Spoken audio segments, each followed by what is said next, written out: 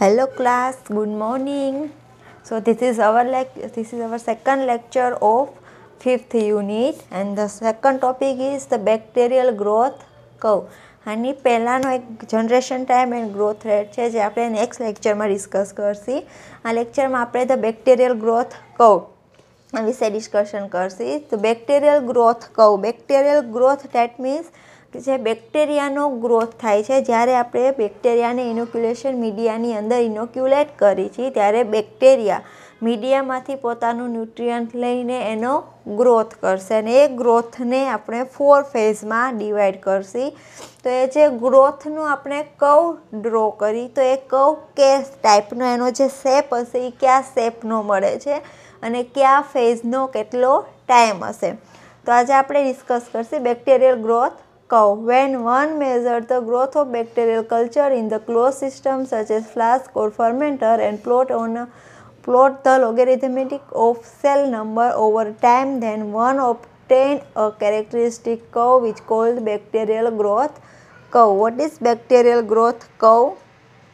Bacterial growth કર્વમાં જ્યારે આપણે બેક્ટેરિયાના કલ્ચરને કોઈ ક્લોઝ સિસ્ટમ ડેટ મીન્સ કે જે પેક છે, ઓપન સિસ્ટમની આપણે વાત નથી કરતા. એન્વાયરમેન્ટમાં જે ઓર્ગેનિઝમ નેચરલી ગ્રો થાય છે તે ઓપન સિસ્ટમ છે. આપણે લેબની અંદર ઓર્ગેનિઝમને ગ્રો કરી છીએ તો એ ક્લોઝ સિસ્ટમ થઈ. તો ક્લોઝ સિસ્ટમની અંદર ફ્લાસ્ક અથવા તો ફર્મેન્ટેશનની કોઈ પ્રોસેસ થાય છે તો એમાં આપણે ઓર્ગેનિઝમને ફર્મેન્ટરની અંદર ગ્રો કરશી. તો ફ્લાસ્ક અથવા તો ફર્મેન્ટરની અંદર ઓર્ગેનિઝમને ગ્રો કર્યા પછી એના જે ટોટલ નંબર ઓફ સેલ મળે છે અમુક સ્પેસિફિક ટાઈમ પછી, તો નંબર ઓફ સેલ અને ટાઈમને એકબીજાની અગેન્સ્ટમાં પ્લોટ કરી અને એનામાંથી જે ગ્રાફ મળશે એ ગ્રાફને કહેવાય bacterial growth curve. Growth curve consists of 4 distinct phases which is transition period in between each phase. જે આપણે કર્વ મળશે ડિફરન્ટ 4 ફેઝનો હશે. જે 4 ફેઝમાંથી બેક્ટેરિયલ સેલ છે એ પાસ થશે. First one lag phase, second one log phase જેને આપણે લોગેરિથમેટિક અથવા તો એક્સપોનેન્શિયલ ફેઝ પણ કહેવાય. સેકન્ડ છે stationary phase and fourth one decline phase or death phase. So this is 4 phase from where bacterial cell pass and complete its life cycle. Let's start with this is the bacterial growth curve. Bacterial growth no curve કે shape નો મળશે. long number of viable cell. viable that means જે cell live છે એ સેલને કહેવાય viable cell. Non viable cell એટલે જે cell live નથી, death છે, નોન લિવિંગ છે, એને કહેવાય નોન વાયેબલ. તો નંબર ઓફ વાયેબલ સેલની અગેન્સ્ટમાં ટાઈમ કે કેટલા ટાઈમની અંદર અમુક સ્પેસિફિક ટાઈમ લઈ લો. ફોર એક્ઝામ્પલ 1 અવર છે, 2 અવર છે, તો એ સ્પેસિફિક ટાઈમ પછી બેક્ટેરિયલ સેલના number, total number of cell કેટલા પ્રેઝન્ટ હશે એ બંનેની અગેન્સ્ટનો viable number of cell and time અગેન્સ્ટનો જે ગ્રાફ આપણે પ્લોટ કરશી તો એનો શેપ આ ટાઈપનો આપણે મળશે. જે ફર્સ્ટ ફેઝ હશે એ લેગ ફેઝ હશે. ફર્સ્ટ ઓફ ઓલ જ્યારે આપણે બેક્ટેરિયાને મીડિયાની અંદર ટ્રાન્સફર કરી છીએ તો તે ફર્સ્ટ ઓફ ઓલ લેગ ફેઝમાં હશે. લેગ ફેઝમાં ટ્રાન્સફર થયા પછી, લેગ ફેઝમાં એન્ટર થયા પછી એક્સિલરેશન ફેઝ આવશે. એક્સિલરેશન ફેઝ એટલે કે જેમાં બેક્ટેરિયલ સેલનો ગ્રોથ ઇન્ક્રીઝ થશે, રાઈટ, એને કહેવાય એક્સિલરેશન ફેઝ. તો ત્યાર પછી લેગ ફેઝમાંથી બેક્ટેરિયલ સેલ છે એ એક્સપોનેન્શિયલ ફેઝની અંદર એન્ટર થશે અથવા તો log phase. First lag phase, second one log phase. Log phase પછી ડિક્લેરેશન ફેઝ આવશે. ડેટ મીન્સ લોગ ફેઝમાં એન્ટર થઈ ગયા પછી સેલની અંદર કોઈ બી પ્રકારનો ગ્રોથ આપણે જોવા મળશે નહીં. એટલે લોગ ફેઝ પછી એનું ડિક્લેરેશન ફેઝ આવશે, એને કહેવાય સ્ટેશનરી ફેઝ. સ્ટેશનરી ફેઝની અંદર જે સેલ છે બેક્ટેરિયલ સેલ એ સ્ટેડી સ્ટેટમાં રહેશે. ત્યાર પછી એમાં કોઈ બી પ્રકારના ખાસ એવા ચેન્જીસ થશે નહીં. અને સ્ટેશનરી ફેઝ પછી अगेन डिक्लेरेशन फेज है जेमा सेल पाछो सेलनो ग्रोथ डिक्रीज थाशे नी डेथ फेजनी अंदर एंटर थाशे। डेथ फेजनी अंदर बेक्टेरियल सेलनु डेथ थई जशे, एनी एक लाइफ साइकल कम्प्लीट थाशे। So this is the bacterial growth curve. If we plot log number of viable cell against the time, we show the graph of this type. This is called bacterial growth curve. Bacterial growth cycle have a 4 phase: lag phase, log phase, stationary phase and death phase. So let's we discuss about these 4 phases.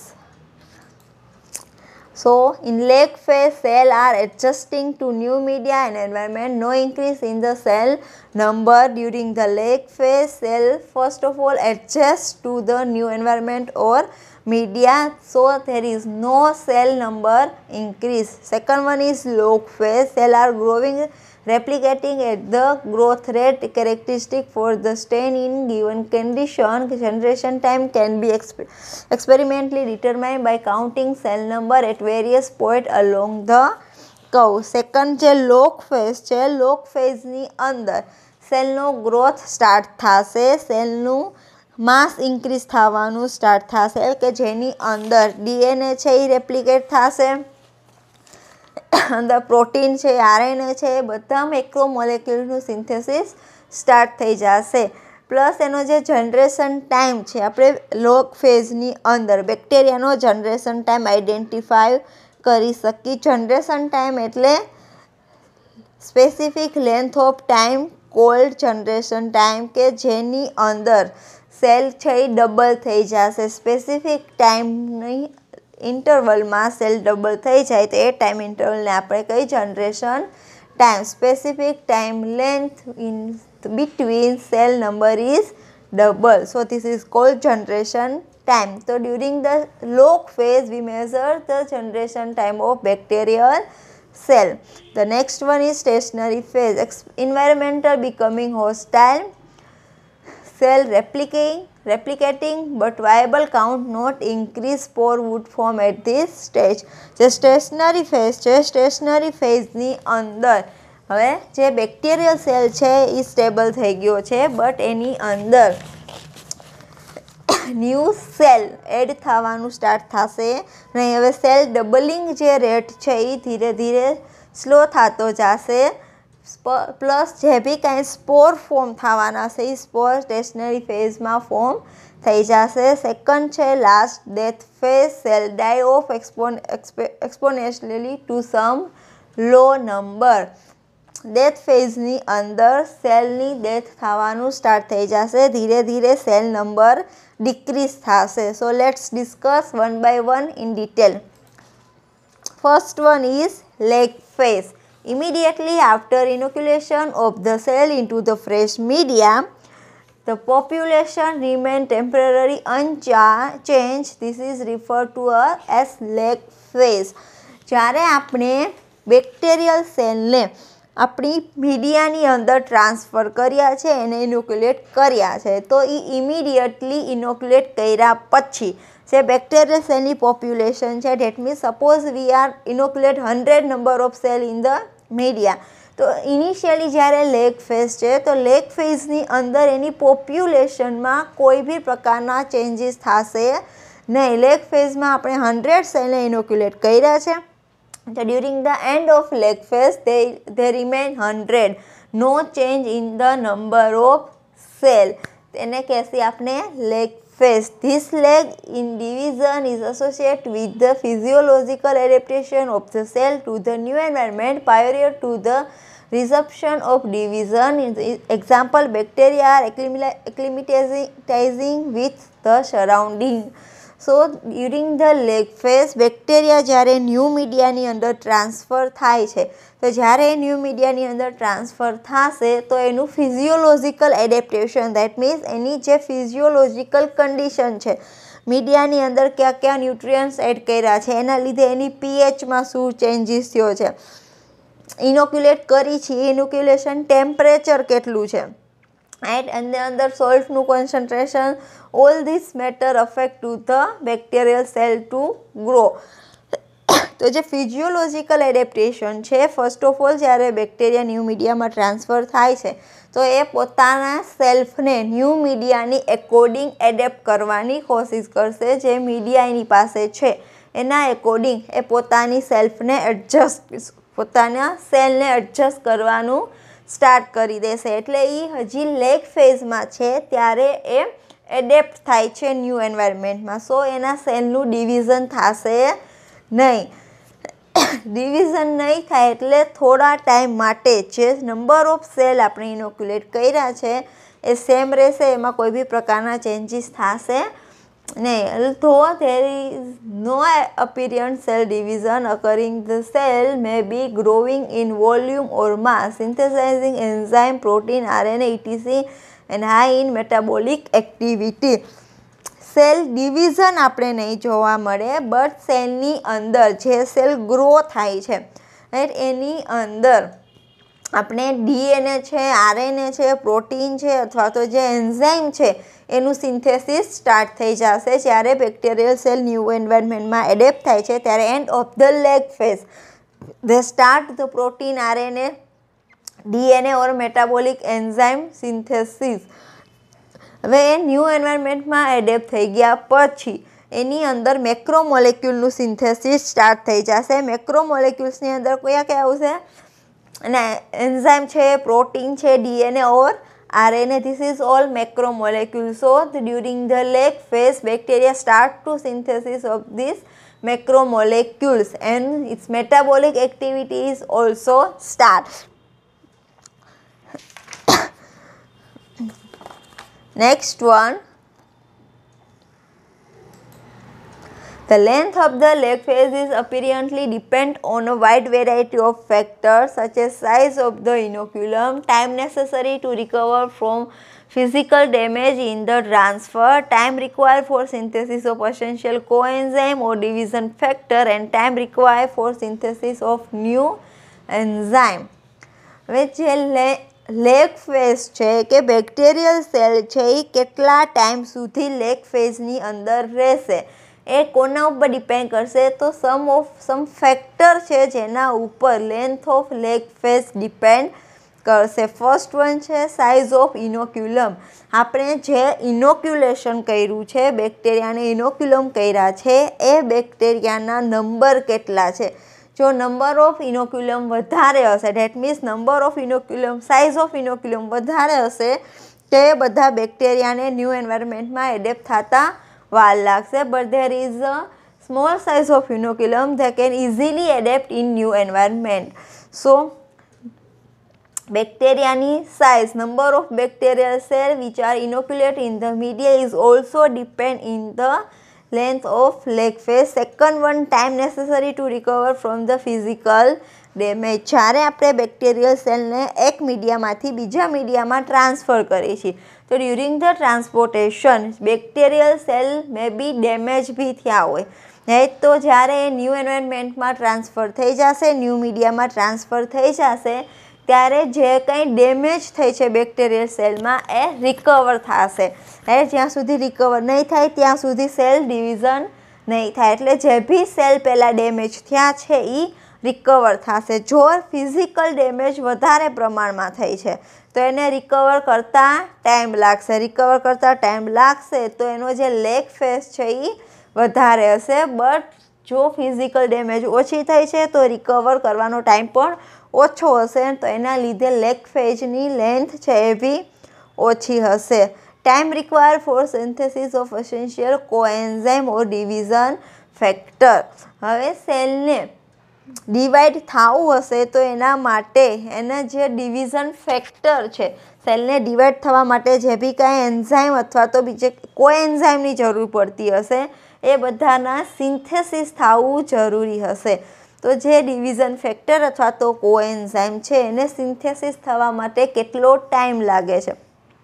જો એ within short ટાઈમમાં synthesis થઈ જતા હશે તો lag phase ફટાફટ pass થશે. But they require some time, then the length of lag phase is increase.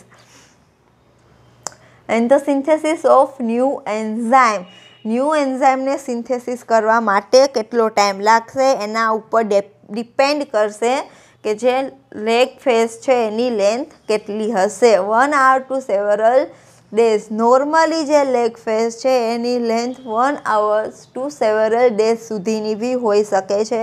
અમુક બેક્ટેરિયલ સેલ છે એનું ડિવિઝન ટાઈમ ઓછો છે, રાઈટ, તો એની જે લેગ ફેઝ છે એ વિધિન 1 hourનો હશે. બટ અમુક બેક્ટેરિયલ સેલ છે એ મે બી લેગ ફેઝમાં ન્યૂ એન્વાયરમેન્ટમાં એડેપ્ટ થતા થોડા એવા દિવસો પણ લાગી શકે. So this is all about the lag phase. Second one is log phase અથવા તો લોગેરિધમિક ફેઝ અથવા તો exponential phase. The lag phase is followed by log phase during which binary fission occur and the bacteria multiply at the fastest rate possible under the condition provided. હવે leg ફેઝની અંદર bacterial cell છે એ new એન્વાયરમેન્ટમાં adept થઈ ગયા.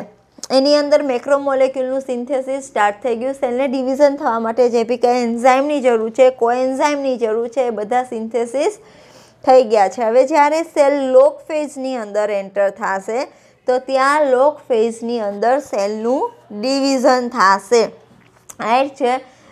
Almost cell છે એનું division binary fusion દ્વારા થશે. અમુક સેલ છે એમાં બડ ફોર્મ થાય, અમુકમાં ફ્રેગમેન્ટેશન થાય.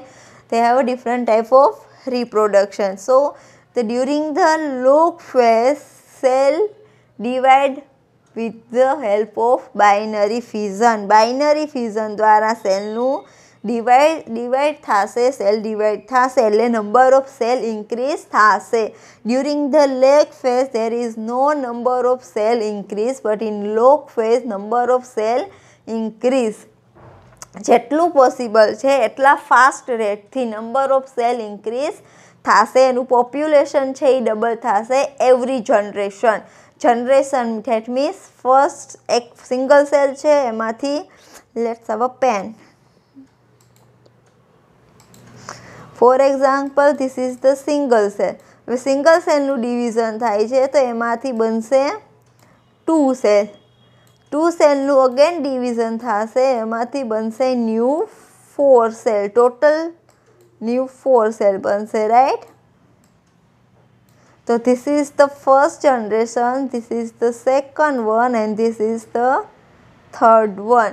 તો જેમ જેમ જનરેશન પાસ થશે એમ પોપ્યુલેશન ડબલ થતું જશે. ફોર એક્ઝામ્પલ ફર્સ્ટ જનરેશનમાં ટોટલ નંબર ઓફ સેલ 1 છે. જ્યારે સેકન્ડ જનરેશનમાં પાસ થશે તો અહીંયા પોપ્યુલેશન ડબલ થઈ ગયું, there is 1 but here is 2. In during the third generation number of population is also double, here 4 and there is 2 and here is 4 total number of cell. So જેમ જેમ generation આગળ વધતી જશે એમ એનું population છે એ ડબલ થતું જશે. This phase of growth is called the logarithmic or exponential phase because the rate of increase in the cell number is geometrically progression. હવે જે સેલનો રેટ, સેલ નંબર ઇન્ક્રીઝ થવાનો રેટ છે એ જીઓમેટ્રિકલ છે. For example 1, 1માંથી 2, 2માંથી 4, 4માંથી 8 or 2^0, 2^1, 2^3, 2^4 and 2^infinite where n is number of generations. So this is the reason why log phase is also called exponential or logarithmic phase. On plotting on the semi-log graph paper, log cell number versus time, log phase result in the straight line. હવે આપણે only log ફેઝનું જોઈએ તો log ફેઝનો graph કઈ રીતના મળશે, હમણાં આપણે અહીંયા ગ્રાફ જોયો હતો, રાઈટ. આ ટાઈપનું એનું સ્ટ્રક્ચર હતું. તો આપણે આ હતો lag phase, this is the log phase, right. તો લોગ ફેઝનો જે ગ્રાફ આપણે ડ્રો કરી તો એ આપણે સ્ટ્રેટ લાઇનમાં ફોર્મ થશે, રાઈટ. આ રીતના આપણે સ્ટ્રેટ લાઇનમાં જોવા મળશે. તો જે લોગ ફેઝ છે એનો ગ્રાફ આપણે સેલ નંબર વર્સિસ ટાઈમનો ડ્રો કરી તો આપણે સ્ટ્રેટ લાઇનમાં જોવા મળશે. Next one, during the log phase bacterial division is it constant, rate but the various with species temperature and media. log phase ની અંદર જેનું ડિવિઝન રેટ છે એ કોન્સ્ટન્ટ રહેશે.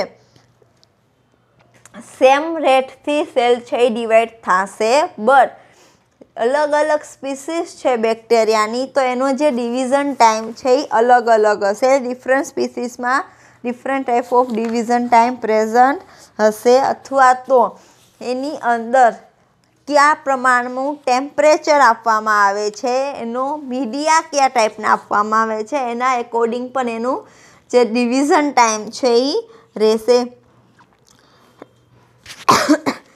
સો નોર્મલી લોગ ફેઝની અંદર સેલ છે એ કોન્સ્ટન્ટલી ડિવાઈડ થશે બટ એના જે સ્પીસીસ છે, એનું ટેમ્પરેચર છે, મીડિયાની રિક્વાયરમેન્ટ છે, આ બધા ફેક્ટર છે એના ડિવિઝન ઉપર અફેક્ટ કરશે. જો પ્રોપર મીડિયા નથી આપવામાં આવ્યા સેલને તો એનું પ્રોપર ગ્રોથ નહીં થાય, ને પ્રોપર ગ્રોથ નહીં થાય તો પ્રોપર ડિવિઝન નહીં થાય. એનું ઓપ્ટિમમ ટેમ્પરેચર નથી મેન્ટેન કરવામાં આવ્યું તો ઓપ્ટિમમ ટેમ્પરેચરે બેક્ટેરિયલ સેલનો મેક્સિમમ ગ્રોથ હોય but if we not provide optimum temperature then bacterial cell cannot divide properly. So this is all factor affect the bacterial cell division. The microbe are most sensitive to adverse condition and antibiotic. During the log phase, microbial cells are sensitive to the adverse condition. Adverse condition that means જે condition એના growth માટે suitable ઓર favourable નથી એ બધી condition adverse condition થશે. For example organism 35°C છે એનો optimum growth છે. આપણે જો એનું ટેમ્પરેચર વધારીને ઘટાડીને 20 કરી નાખી છીએ અથવા તો વધારીને 45 કરી નાખી છીએ તો એ ટેમ્પરેચરે બેક્ટેરિયલ સેલ છે એ ગ્રો થશે નહીં. પ્લસ એન્ટીબાયોટિક, કોઈ બી એન્ટીબાયોટિક તમે જ્યારે બેક્ટેરિયલ સેલ લોગ ફેઝમાં છે અને એમાં એન્ટીબાયોટિક એડ કરો છો તો બધા સેલ ઓલમોસ્ટ 100% સેલ છે એ કિલ થઈ જશે કેમ કે લોગ ફેઝની અંદર સેલ વધારે પ્રમાણમાં સેન્સિટિવ હોય as compare to other ફેઝિસ. So this is all about log phase. Now next one, stationary phase. Stationary phase is steady state equilibrium where the rate of cell growth is exactly balanced by the rate of cell death. So death rate is equal to rate of reproduction. હવે log ફેઝની અંદર સેલનું division start થઈ ગયું છે. Cell number of cell constantly increase થતા જાય છે ત્યારે લોગ ફેઝની અંદર ડેથ રેટ હશે નહીં બટ નંબર ઓફ સેલ વધારે ઇન્ક્રીઝ થશે. જ્યારે લેગ ફેઝની અંદર નંબર ઓફ સેલ છે એ કોન્સ્ટન્ટ રહેશે. લેગ ફેઝની અંદર સેલનું માસ અથવા તો સેલનું વોલ્યુમ ઇન્ક્રીઝ થશે. લોગ ફેઝની અંદર total number of cell increase થશે. જ્યારે સ્ટેશનરી ફેઝની અંદર number of death rate or rate of reproduction both are equal. Stationary phase છે અને સ્ટેડી સ્ટેટ પણ કહી શકાય જ્યાં ઇક્વિલિબ્રિયમ થશે. જેટલા સેલ ન્યૂ બને છે સામે એટલા સેલની ડેથ થશે એટલે નંબર ઓફ સેલ ઇક્વિલિબ્રિયમ રહેશે એટલા કોન્સ્ટન્ટ રહેશે. New cell for example 5 new cell generate થાય છે તો સામે 5 સેલની ડેથ પણ થશે. Viable count remain same, total cell count increase. Viable count છે એ સેમ રહેશે. વાયબલ એટલે જે સેલ લાઈવ છે. વાયબલ કાઉન્ટ ઇન્ક્રીઝ રહેશે, total cell count increase.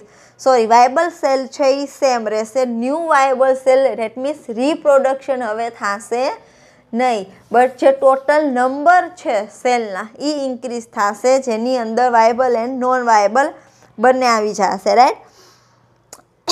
Cell death occur because of 1-3 factor. હવે સ્ટેશનરી ફેઝમાં સેલની ડેથ થવાનું સ્ટાર્ટ થઈ જશે because rate of reproduction and death rate both are equal. તો સેલની ડેથ છે એ કયા ફેક્ટરના લીધે થશે ડ્યુરિંગ ધ સ્ટેશનરી ફેઝ? તો first one, exhaustion of available nutrient and water. હવે જે મીડિયાની અંદર ન્યુટ્રિયન્ટ અથવા તો વોટર હતું, હવે સેલની નંબર લોગ ફેઝમાં આપણે જોયું કે કોન્સ્ટન્ટ સેલના નંબર ઇન્ક્રીઝ થાય છે.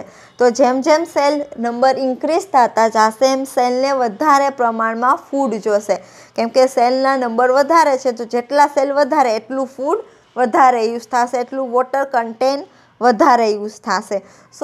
તો ધીરે ધીરે મીડિયાની અંદર આપણે લિમિટેડ એમાઉન્ટમાં ન્યુટ્રિયન્ટ નાખ્યા છે. હવે સેલના નંબર ઇન્ક્રીઝ થાય છે તો એ ન્યુટ્રિયન્ટ વધારે પ્રમાણમાં યુઝ થશે. તો જ્યારે સેલ સ્ટેશનરી ફેઝમાં પહોંચશે ત્યારે એ ન્યુટ્રિયન્ટ્સ છે એની લિમિટ આવી ગઈ હશે. એમાં વોટર કન્ટેન્ટ અને ન્યુટ્રિયન્ટ ધીરે ધીરે ઓછું થવા લાગ્યું હશે. એ ઓછું થાય છે એના લીધે બેક્ટેરિયલ સેલ છે એ સર્વાઈવ નથી કરી શકતા. Accumulation of catabolic end product. હવે સેલનો ગ્રોથ થાય છે, સેલ ફૂડ કન્ઝ્યુમ કરે છે તો એનું મેટાબોલિઝમ થઈ ગયા પછી કેટાબોલિક એક્ટિવિટી. કેટાબોલિઝમ એટલે કોઈ બી સબસ્ટન્સ છે, કોમ્પાઉન્ડ છે, એને બ્રેકડાઉન કરવું, એને કહેવાય કેટાબોલિક એક્ટિવિટી. તો એનું કેટાબોલિઝમ થાય છે. કેટાબોલિઝમ થઈ ગયા પછી એની જે એન્ડ પ્રોડક્ટ છે, રાઈટ, એ એન્ડ પ્રોડક્ટ વેસ્ટ છે એ બધી મીડિયાની અંદર એક્સક્રીટ થશે.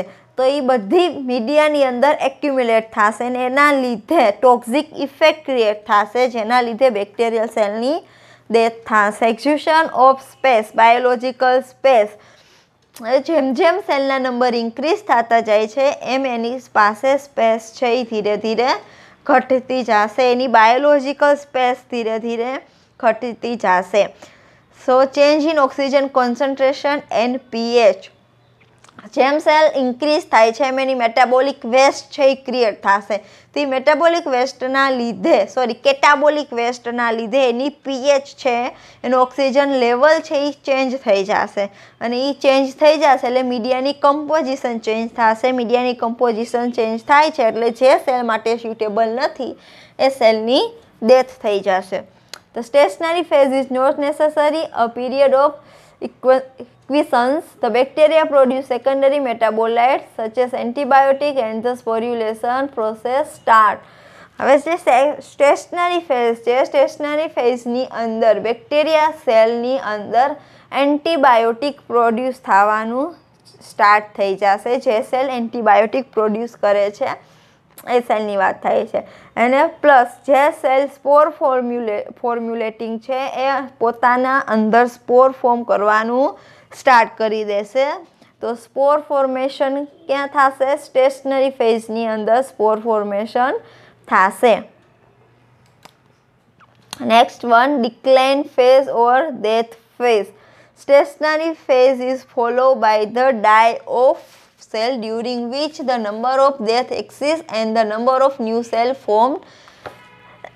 હવે ડેથ ફેઝની અંદર શું થશે કે number of new cell formation is decrease.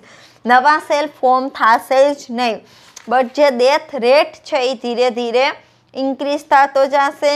So death rate is greater than rate of reproduction. Rate of reproduction ઘટતો જશે, ડેથ ઓફ રેટ ઇન્ક્રીઝ થતો જશે. એટલે હવે ન્યૂ સેલ બનતા નથી, બટ જે સેલ છે એ હવે ડેથ થવા માંડી છે. Cell death in bacterial culture basically means that the cell are unable to resume division following their transfer to new environment. હવે મીડિયાની અંદર સેલની ડેથ થઈ ગઈ છે. સેલની ડેથ થઈ ગયા પછી તમે એને ન્યૂ મીડિયાની અંદર ટ્રાન્સફર કરો છો તો એ ગ્રો થશે નહીં. એટલે જ્યારે સેલ સ્ટેશનરી ફેઝમાં છે ત્યારે જ આપણે એને ન્યૂ મીડિયામાં ટ્રાન્સફર કરી દેવા પડે. બટ જો એ ડિક્લાઇન ફેઝમાં છે અને તમે એને ટ્રાન્સફર કરો છો, may be possibility some cell are survive but they need some time to adjust or adapt in the new environment. So that the bacterial cells that are from decline phase, they need some long phase of lag. So the long time in lag phase. During the death phase, the number of viable cells decrease geometrically. Is essential the reverse of growth during the log phase. Death ફેઝની અંદર viable cell છે એ ધીરે ધીરે decrease થવા માંડશે, એના number of cell છે એ decrease થશે. The death are due to the factor in stationary phase in addition to the lytic enzyme that are released when bacteria lies. હવે જે ડેથ છે એ ડેથ શેના લીધે થશે ડેથ ફેઝની અંદર? તો કે અમુક બેક્ટેરિયા સેલ છે એ સ્ટેશનરી ફેઝમાં જ્યારે લાઇટિક એન્ઝાઇમ પ્રોડ્યુસ કરે છે, રાઈટ. ઈ લાઇટિક એન્ઝાઇમ બેક્ટેરિયલ સેલને લાઇઝ કરી દેશે. બેક્ટેરિયલ સેલ લાઇઝ થશે એટલે પાછા ન્યૂ લાઇટિક એન્ઝાઇમ રિલીઝ કરશે અને ઈ લાઇટિક એન્ઝાઇમ પાછા બીજા સેલને લાઇઝ કરશે.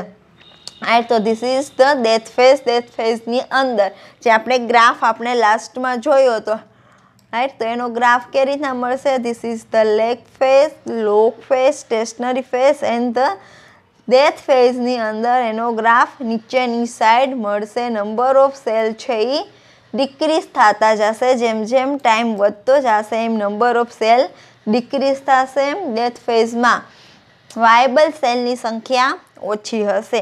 હવે જ્યારે આપણે બેક્ટેરિયાને ન્યૂ મીડિયામાં ટ્રાન્સફર કરી છીએ તો એનો લેગ ફેઝ છે એ બીજા ફેક્ટર ઉપર બી ડિપેન્ડ કરે છે કે આપણે બેક્ટેરિયા સેલને ઇનોક્યુલેશન કરવા માટે લીધા છે તો એ કયા ફેઝમાંથી લીધા છે.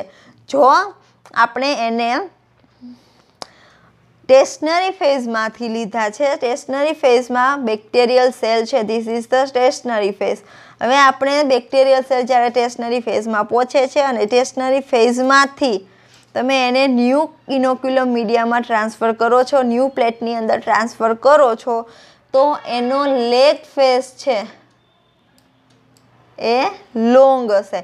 કેમ કે સ્ટેશનરી ફેઝની અંદર એનું રિપ્રોડક્શન છે એ ઓછું થઈ ગયું હશે. ન્યૂ એના જે મેક્રોમોલેક્યુલ્સ છે એ સિન્થેસિસ થતું નહીં હોય. એટલે જ્યારે બેક્ટેરિયલ સેલને તમે સ્ટેશનરી ફેઝમાં હશે અને એને ન્યૂ મીડિયામાં ટ્રાન્સફર કરો છો તો ત્યારે એનો લેગ ફેઝ લાંબો હશે. બટ બેક્ટેરિયલ સેલને તમે લોગ ફેઝમાંથી, this is the log phase, log ફેઝમાંથી ન્યૂ મીડિયાની અંદર ટ્રાન્સફર કરો છો તો ત્યારે એનો લેગ ફેઝ છે એ શોર્ટ હશે. કેમ કે લોગ ફેઝની અંદર બેક્ટેરિયલ સેલ હાઈલી એક્ટિવ હશે.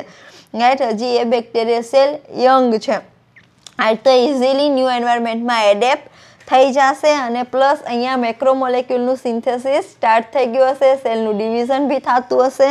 તો એને લેગ ફેઝમાં જ્યારે ન્યૂ એન્વાયરમેન્ટમાં હશે તો લેગ ફેઝમાં એડેપ્ટ થવા માટે, ન્યૂ એન્વાયરમેન્ટમાં એડેપ્ટ થવા માટે એટલો ટાઈમ લાગશે નહીં. સો લેગ ફેઝની લેન્થ ત્યારે શોર્ટ હશે જ્યારે આપણે બેક્ટેરિયાને લોગ ફેઝમાંથી ટ્રાન્સફર કરી છે. But we transfer it from the stationary phase. The length of log phase is too long.